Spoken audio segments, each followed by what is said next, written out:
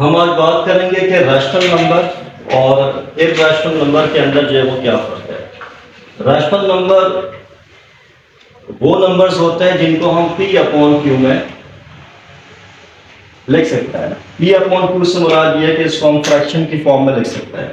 यहाँ पर P और Q दोनों नंबर्स जो है वो इंटीजर्स है। P and Q both are belongs to integers और Q जो है वो is not equal to 0। Simple लफ्जों में यह है कि दुनिया के वो तमाम नंबर्स जिनको हम फ्रैक्शन की फॉर्म में लिख सकते हैं वो रैशनल नंबर कहलाते हैं। मिसाल के तौर पर 1/2, 1/4, 3/5, 2/5, ये सारे के सारे नंबर्स जो हैं वो रैशनल नंबर हो सकते हैं, लेकिन इसके अंदर कंडीशन है। वो कंडीशन क्या है कि जब भी आप फ्रैक्शन में लिखे हुए नंबर्स का रिजल्ट चेक करेंगे, अगर वो रिजल्ट टर्मिनेट होता है, टर्मिनेट का मतलब ये होता है कि रिजल्ट कहीं पे जाके खत्म हो जाए। मिसाल के तौर पर 1/2, इसका रिजल्ट कितना आता है? 0.5 आता है। 0.5 का मतलब क्या होता है? टर्मिनेट हो गया या खत्म हो गया। तो अगर जो है वो P अपॉन Q यानी फ्रैक्शन का रिजल्ट टर्मिनेट होता है, तो वो तमाम रिजल्ट जो फ्रैक्शन की फॉर्म में है नंबर्स और उनका रिजल्ट जो है वो टर्मिनेट हो जाता है, तो वो रैशनल नंबर होता है। अगर वो टर्मिनेट नहीं होता तो फिर वो रीअकरिंग की फॉर्म में होगा, यानी जो है वो कोई ऐसा रिजल्ट आ जाए जिसके अंदर कोई पर्टिकुलर नंबर जो है वो बार बार रिपीट हो रहा हो लेकिन नंबर खत्म ना हो।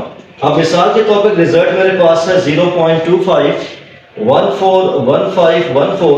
अब ये एक ऐसा पैटर्न है जिसके अंदर जो है वो 14 जो है वो एक पर्टिकुलर पैटर्न के बाद क्या हो रहा है? रिपीट हो रहा है। तो जब भी किसी फ्रैक्शन का रिजल्ट ऐसा हो कि वो जो है वो टर्मिनेट ना हो लेकिन उसके अंदर कोई ना कोई पैटर्न, कोई ना कोई नंबर जो है वो पर्टिकुलर इस पैर के बाद रिपीट हो रहे हो, तो वो नंबर क्या कहलाते हैं? रैशनल नंबर कहलाते हैं। दोबारा मैं रिपीट करता हूं कि दुनिया के वो तमाम नंबर्स जिनको हम फ्रैक्शन की फॉर्म में लिख सकते हैं, वो तमाम नंबर्स क्या कहलाते हैं? रैशनल नंबर कहलाते हैं। लेकिन इसके अंदर कंडीशन है, दो कंडीशन है। एक कंडीशन ये है कि वो रिजल्ट जो है वो फ्रैक्शन का जो रिजल्ट है वो टर्मिनेट होना चाहिए, और टर्मिनेट का मतलब ये होता है कि रिजल्ट कहीं पे जाके खत्म हो जाए। अगर in case of result terminate नहीं होता है तो पर्टिकुलर पैटर्न क्या होगा? रीअकर होगा। मिसाल के तौर पर कोई फ्रैक्शन मेरे पास है और उसका रिजल्ट आता है 0.25, 14, 15, 14 and dot dot dot dot dot dot. इसका मतलब ये कि रिजल्ट ये खत्म नहीं हो रहा, लेकिन इसके अंदर ये 14 जो है वो पर्टिकुलर पैटर्न के बाद क्या हो रहा है? रिपीट हो रहा है। तो ऐसे नंबर्स भी क्या कहलाएंगे? रैशनल नंबर्स कहलाएंगे।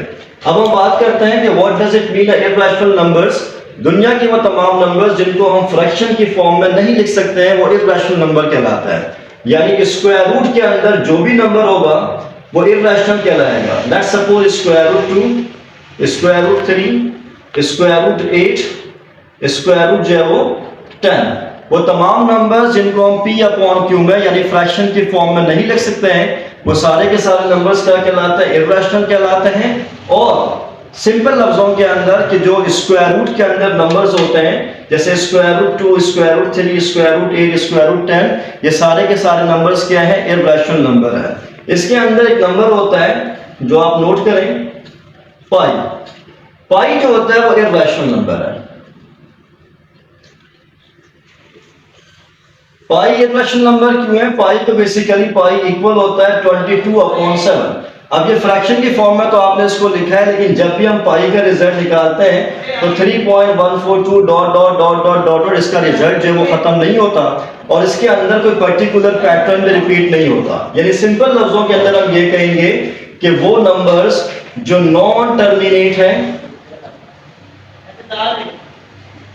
और जो है नॉन रीअकरिंग, ऐसे तमाम नंबर्स क्या कहलाता है? इर्रेशनल कहलाता है। मैं दोबारा रिपीट कर दूं कि वो तमाम नंबर्स जिनको हम P अपॉन Q में नहीं लिख सकते हैं वो क्या कहलाता है? इर्रेशनल नंबर कहलाते हैं। या सिंपल लफ्जों के अंदर स्क्वायर रूट के अंदर लिखा हुआ हर नंबर क्या कहलाता है? इर्रेशनल नंबर कहलाता है।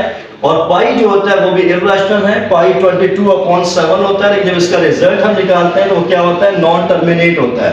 ये नॉन टर्मिनेट भी होता है यानी खत्म नहीं होता, और नॉन रीअकर भी होता है यानी इसके अंदर कोई भी पर्टिकुलर नंबर बार बार रिपीट नहीं हो रहा होता।